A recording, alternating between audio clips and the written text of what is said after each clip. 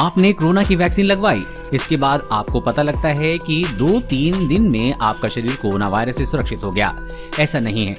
कोविड-19 की वैक्सीन लगने के 3 हफ्ते यानी कि करीब 21 दिन बाद आपका शरीर कोरोना वायरस के संक्रमण से बचने के लिए तैयार होता है।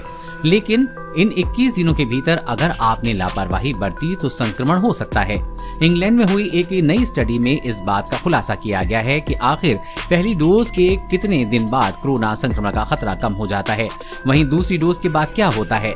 इंग्लैंड स्थित UK office of national statistics ने आंकड़ों के अनुसार कोरोना वायरस की वैक्सीन का पहला डोज लेने के 21 दिन बाद आप सुरक्षित होते हैं, यानी 3 हफ्ते के बाद ही आपका शरीर इस स्थिति में पहुंचता है कि आपको कोरोना संक्रमण होने से बचा सके। अगर संक्रमण होता भी है तो उसका दुष्प्रभाव बेहद कम होगा, आपकी तबीयत गंभीर नहीं होगी, ना ही आपको अस्पताल जाना पड़ेगा। ONS का ये भी विश्लेषण है कि 31 मई 2021 तक के आंकड़ों के आधार पर किया गया है।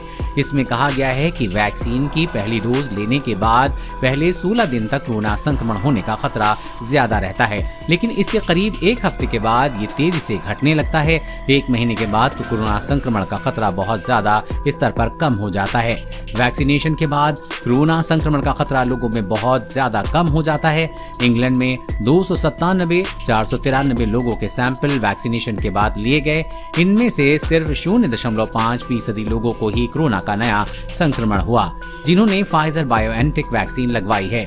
उनमें से सिर्फ 0.8% लोगों को ही कोरोना वायरस का संक्रमण हुआ है, जबकि जिन लोगों ने ऑक्सफोर्ड एस्ट्राजेनेका वैक्सीन लगवाई थी उनमें से 0.3% लोगों को ही वैक्सीनेशन के बाद कोरोना संक्रमण हुआ। ये पहले डोज के बाद की स्थिति थी।